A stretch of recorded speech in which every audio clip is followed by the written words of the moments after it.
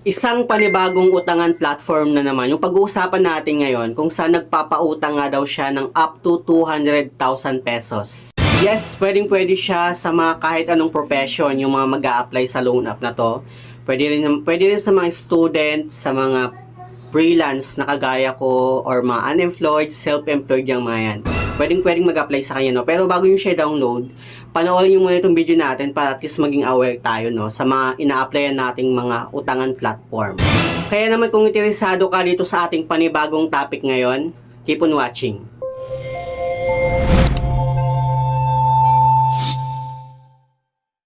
Hello guys, it's Sil Mariano and welcome back to my YouTube channel. At kung hindi ka pa nakapag-subscribe sa aking channel, please subscribe dahil palagi akong nag-share ng mga experience ko at nag-review ng mga OLA or online lending platform kung legit ba o hindi dito sa ating channel. So, sa panibagong topic natin ngayon, mag-review naman tayo ng mga bagong loan app sa Google Play Store. At meron akong napansin na isang loan app sa Google Play Store na mukhang bagong-bago pa lang siya kasi iba yung kanyang pangalan. Medyo na-curious ako. Nung chinek ko, nasa 1,000 pa lang yung kanyang downloads. Anyway, wag nyo muna siyang balaking i-download guys ha. Sisilipin muna natin siya para maging aware tayo kung okay nga ba itong loan app na to. So, itong loan app na tinutukoy ko nga ay itong ang si Pundra na mukhang bagong-bago nga lang din talaga siya, no? And yung pangalan ng kanyang company ay Pundra Develop. At dito nga, no, meron siyang 1,000 na downloads. Ganun palang kaliit yung kanyang downloads. And meron na siyang 5.0 stars, 6 reviews. So, bagong-bago pa lang siya. Anyway, hindi ko sure kung bago nga ba siya or sa tingin nyo bago ba siya or nagpalit lang ng kanyang pangalan. Paki-comment down below lang guys. Dinownload ko nga itong loan app na to para ma-check ko kung okay nga ba siyang utangan, no? So dito, pagka-open ko na kanyang application, meron siyang browsing permission na kailangan nating intindihin at basahin, no?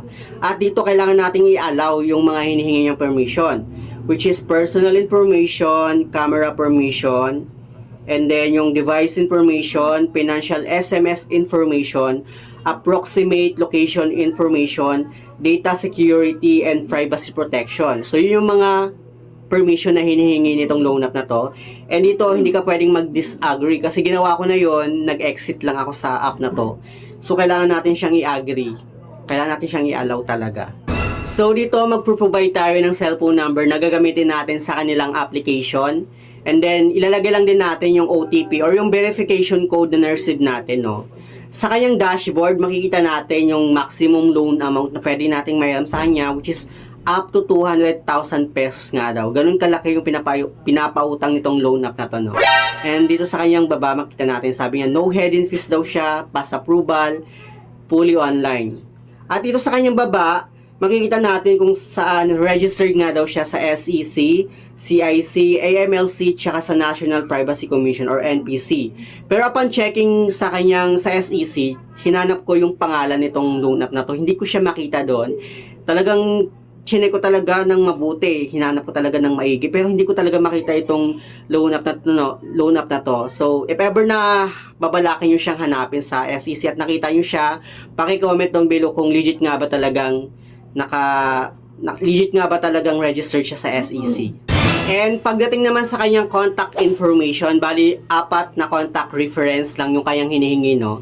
At sa kanyang identity information, magpo-provide lang tayo ng valid ID natin. So far, UMID yung ginamit ko. Marami siyang mga valid ID na hiningi. Di ko na siya na-screenshot.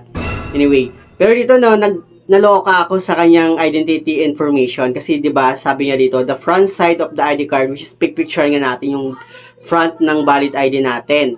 Pero pagka-click ko nun, ang lumabas is yung selfie ko. So, yung face recognition ko ang lumabas. And then, nung clinic ko naman yung face recognition, ang lumabas naman doon is yung pipicturean natin yung front ng valid ID natin. So, nagkabaliktad sila.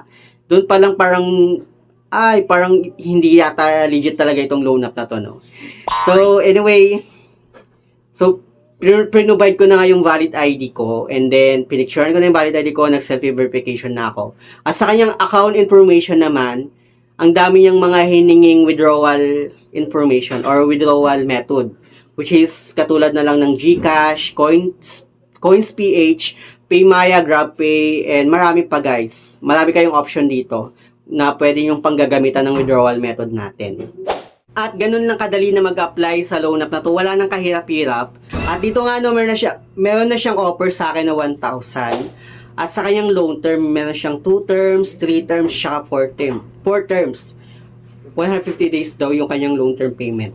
Anyway, makikita naman natin yung loan details natin kapag once na green up natin yung 1,000 na in-offer nitong loan app na to, no.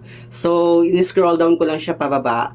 At dito, makikita natin, repayment bill, sabi niya, due on February 13. So, parang 7 days lang yung kanyang repayment term.